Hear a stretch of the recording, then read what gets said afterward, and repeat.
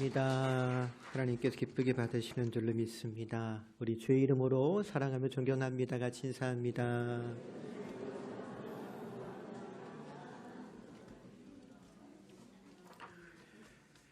우리 시대 역설이라는 글을 하나 소개하며 시작할까 합니다.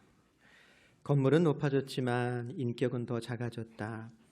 고속도로는 넓어졌지만 시야는 더 좁아졌다. 소비는 많아졌지만 더 가난해지고 더 많은 물건을 사지만 기쁨은 줄어들었다. 집은 커졌지만 가족은 더 적어졌다. 더 편리해졌지만 시간은 더 없다. 학력은 높아졌지만 상식은 부족하고 지식은 많아졌지만 판단력은 모자라다. 전문가들은 늘었지만 문제는 더 많아졌고 약은 많아졌지만 건강은 더 나빠졌다. 얼마큼 공감이 되는지 모르겠습니다만 저는 많이 공감이 되더라고요. 그러면서 참으로 우리가 역설적인 시대에 살고 있구나. 이해하기 어려운 시대를 살고 있고 또 한편으로는 굉장히 위태로운 시대를 살고 있구나라는 생각이 들었습니다. 그런데 이런 시대를 살아가는 우리에게 주시는 하나님의 말씀이 있습니다. 이사야서 55장 1절 이하에 보니까 오라 너희 모든 목마른 자들아 물로 나오라. 돈 없는 자도 오라. 너희는 와서 사 먹되 돈 없이 값 없이 와서 포도주와 젖을 사라. 너희가 어찌하여 양식이 아닌 것을 위하여 은을 달아주며 배부르게 하지 못할 것을 위하여 수고하느냐. 내게 듣고 들을지어다. 그리하면 너희가 좋은 것을 먹을 것이며 너희 자신들이 기름진 것으로 즐거움을 얻으리라. 사실 이와 같은 하나님의 은혜가 낯선 것은 아닐 겁니다. 우리가 새벽기도 때마다 민수기서 말씀을 함께 읽고 있는데요. 이스라엘 백성들이 40년 동안 광야 생활을 할 때 하나님께서 그들에게 만나와 메추라기를 먹이셨고 반석의 생수를 마시게 하셨습니다. 또 옷이 헤어지지 않게 하셨고 발이 부르트지 않게 하실 정도로 하나님은 그들을 돌봐 주셨습니다. 그리고 이제 그 하나님께서 우리와 함께 하시는 줄로 믿습니다. 주의 말씀을 들을 때에 우리를 그리고 나를 책임지시는 그 하나님의 선하심을 발견하고 경험하는 가운데 세상을 헤쳐나갈 신과 지혜를 얻는 저와 여러분 될 수 있기를 바랍니다. 오늘 민수기 말씀 가운데 좀 특별한 말씀을 함께 읽었습니다. 하나님께서 모세에게 이르십니다. 민수기 6장 23절에 보니까 아론과 그의 아들들에게 말하여 이르기를 너희는 이스라엘 자손을 위하여 이렇게 축복하여 이르되 라고 적습니다. 이 소위 축도에 관한 말씀입니다. 여러분 축도가 뭐지요? 교회 학교 아이들한테 아멘이 뭐냐고 물었더니 눈뜨란 소리래요. 축도가 뭐냐고 물었더니 예배 다 끝났다고 집에 가란 소리래요. 실제로 제 고향교회에서 이 축도 때문에 생긴 해프닝이 하나 있었습니다. 엄밀하게 말하면 축도 때문은 아닌데 담임 목사님께서 축도하시려고 강단에 서시면 교인들 마음이 얼마나 급한지, 여러분 충청도 사람들 사실은 급합니다. 여기저기서 그냥 지퍼 올리는 소리가 나는 거예요. 찍찍찍. 근데 이게 소리가 점점 많아지는 겁니다. 그 나중에 광고 시간에 광고했다니까요. 축도 끝나고 지퍼 올리세요. 우리 교회는 그런 분들이 안 계신 것 같아요. 왜냐하면 제 설교 스타일 아시죠? 말씀을 정리합니다. 그러면 벌써 다 올리셨더라고. 그래서 축도 시간에는 별로 지퍼 소리가 안 나요. 또 간혹 마음 급하신 분들, 축도 끝나기 전에 먼저 예배당 나가는 분도 있더라고요. 근데 한번 생각해 보십시오. 우리 예배 순서 가운데 대부분의 순서는 하나님께 올려드리는 형식으로 예배가 진행이 됩니다. 찬송도 그렇고 기도도 그렇고 봉헌도 그렇습니다. 하지만 반대로 예배 형식 가운데에 하나님께서 우리에게 응답하시고 하나님께서 내려주시는 형식으로 진행되는 순서가 두세 가지가 있어요. 대표적으로 이제 가장 긴 시간을 차지하는 설교가 그렇고요. 또 성찬할 때 분급이 그렇습니다. 빵과 포도주를 나눠주잖아요. 그리고 축도도 역시 마찬가지입니다. 그래서 혹 누군가가 축도를 잃어버렸다면 마치 무엇과도 같으냐, 받을 거 다 못 받고 돌아가는 것과 같을 겁니다. 특별히 그런 분도 있더라고요. 설교 시간 내내 조느냐고 말씀도 못 들었는데 축도까지 놓치면 얼마나 안타까운 일이겠습니까? 특별히 이 성례 그리고 축도는요, 안수받은 목사만 하게끔 되어 있습니다. 설령 교회를 담임하는 전도사일지라도 이 두 가지는 할 수가 없지요. 저도 역시 마찬가지였습니다.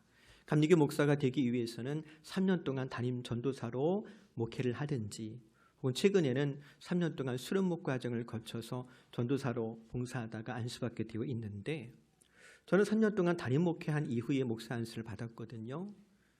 근데 3년 동안 담임 목회하면서 그 3년 기간 동안에는 제가 성찬을 행하거나 세례를 줄 수가 없는 거예요. 또 예배를 드려도 축도로 마칠 수가 없고 항상 주기도문으로 마칠 수밖에 없었습니다. 그래서 우리 아이들 셋 가운데에 큰 아이는 제가 세례를 못 줬어요.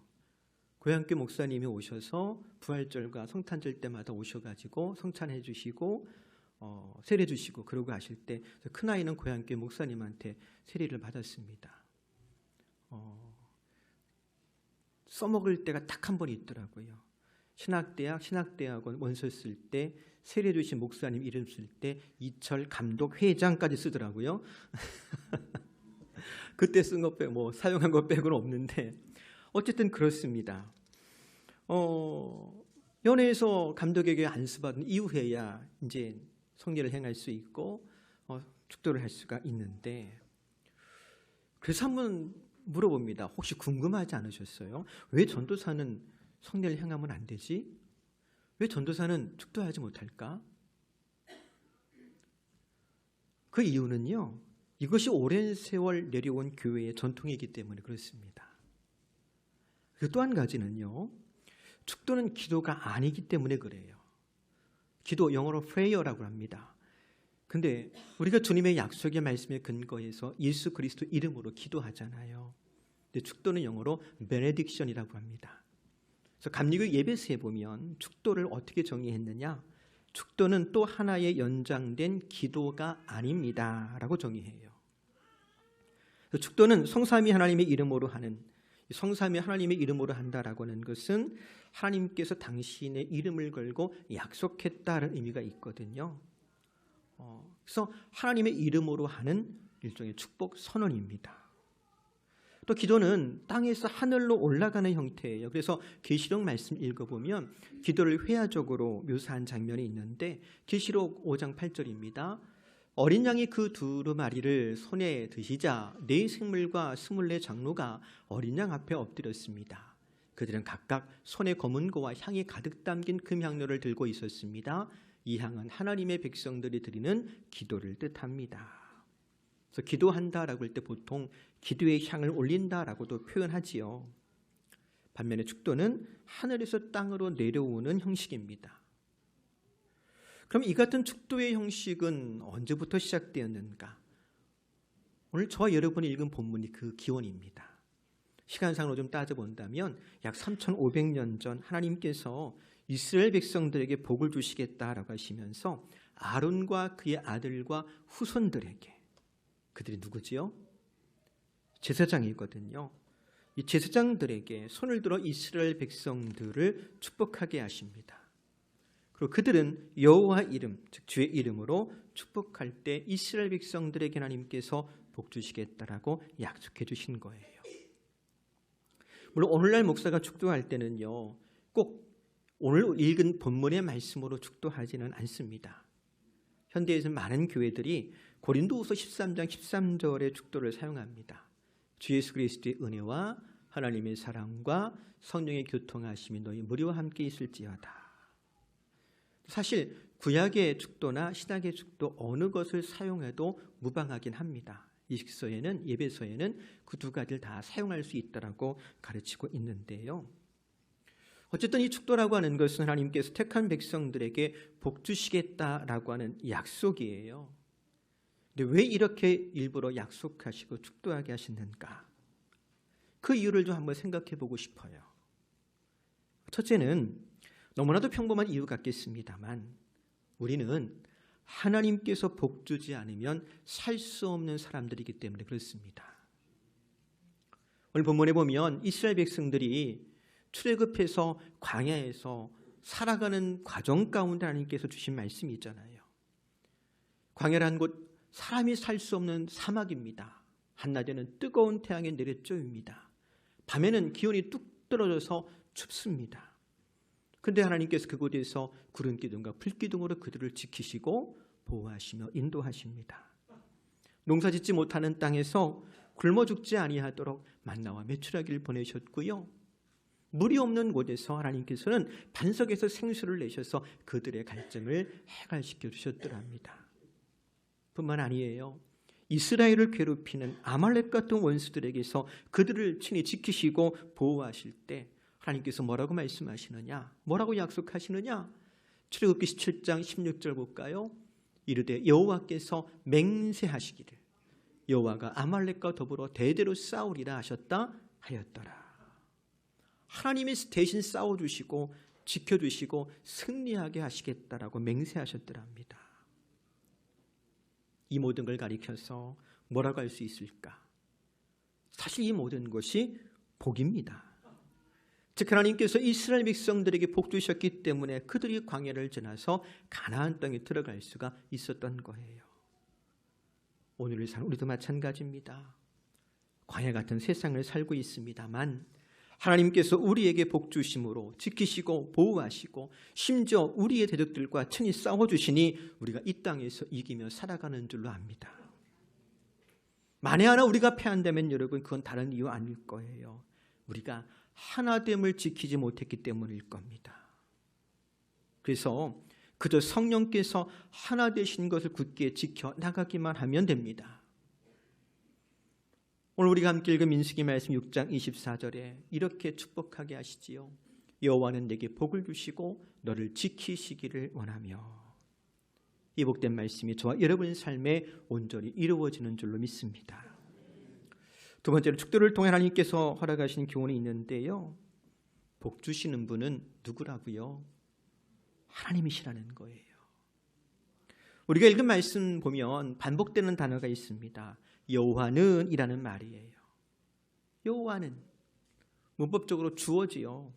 근데 글을 쓸 때 꼭 주어를 반복할 필요는 없습니다. 그럼에도 하나님께서 모세에게 이르시기를 제사장들의 축도할 때 여호와는 내게 복을 주시고 여호와는 그 얼굴을 내게 비추시고 다시 한번 여호와는 그 얼굴을 내게 향하시고라고 반복해서 말하라고 그래요. 무슨 뜻이겠습니까? 복 주시는 분이 누구라고요? 주 여호와 하나님이라는 거예요. 여호와 즉 주 하나님께서 복을 주십니다. 옳습니다. 이 세상에서 복 주시는 분은 오직 하나님 한 분이십니다. 그래서 우리가 하나님을 고백할 때 이런 고백을 사용하지요. 인간의 생사화복을 주관하시는 아버지 하나님. 사실 성경에는 생사화복을 주관하시는 하나님이란 표현이 명시적으로 기록되어 있는 곳은 없습니다만 우리가 전능하신 하나님을 아버지로 고백할 때 가장 한국적인 표현으로 표현하는 방법이 바로 인간의 생사화복을 주관하시는 하나님 아버지란 표현인 것 같아요. 다시 말하면 천지를 창조하신 전능하신 하나님께서 내 아버지가 되시고 우리 아버지가 되시고 그 아버지 하나님께서 우리에게 복을 주십니다. 무엇보다 하늘아버지를 하나님을 아버지라고 부를 수 있다는 것이 얼마나 큰 복인지요. 예수를 잘 믿는 한 사람이 남의 집 하인으로 일하게 되었더랍니다. 그를 지켜본 주인이 하루는 불러가지고 하는 말이 이보게 자네 예수 믿는 것 같은데 내가 곰곰이 생각을 해보니까 나는 예수 안 믿어도 이렇게 잘 먹고 잘 살고 부자로 사는데 왜 예수 믿는 자네는 그렇게 어렵고 힘들게 남의 밑에서 일하며 사는가? 그럴 바에는 차라리 예수 안 믿는 게 낫지 않겠는가? 그러더라는 거지요. 이때 믿음 좋은 이 사람이 주인에게 되물었더랍니다. 주인님, 한번 생각해 보세요. 가령 말입니다.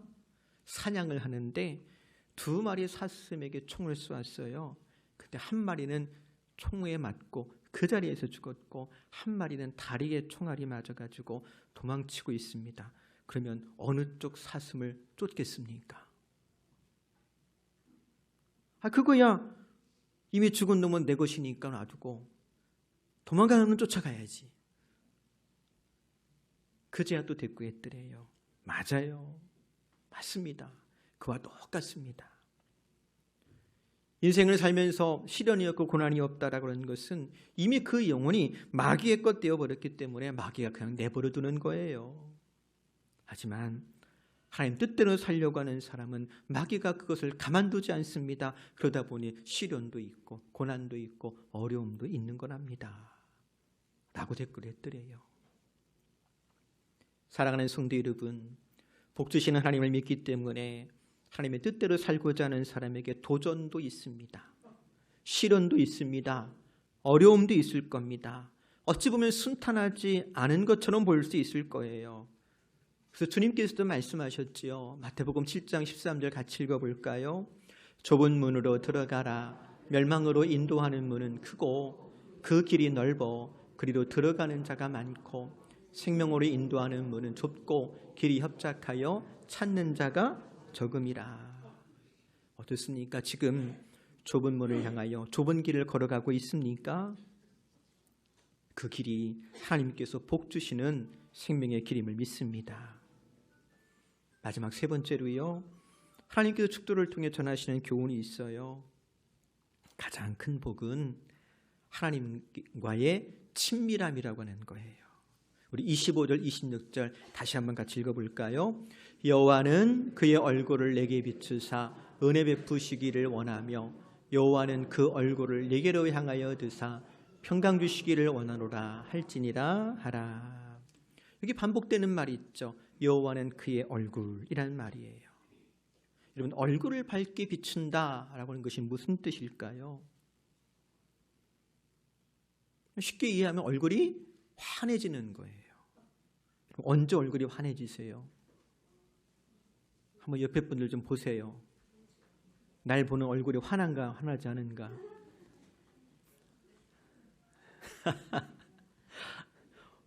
얼굴이 환해요?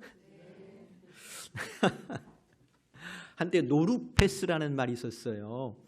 우리나라 유명 정치인이 공항 게이트에서 나오다가 자기 보좌관이 있는 걸 보고서는 그 여행용 가방을 그냥 쓱 밀어버렸지요. 눈길 한 번 안 주고. 그리고 기자들하고 인터뷰했는데 그게 그대로 방영되면서, 야, 자기 수행원한테 갑질하는 거 아니야? 어떻게 사람한테 눈길 한 번 안 줘? 뭐 그래가지고서는 아주 그냥 혹독하게 언론에서 입질에 올랐던 것을 본 적이 있는데, 그렇잖아요. 사람이 누군가가 나한테 눈길 안 준다면 어떻겠어요? 언젠가 저도 신방 다녀오다가 안녕하세요 인사했더니 인사를 안 받더라고요. 그분이.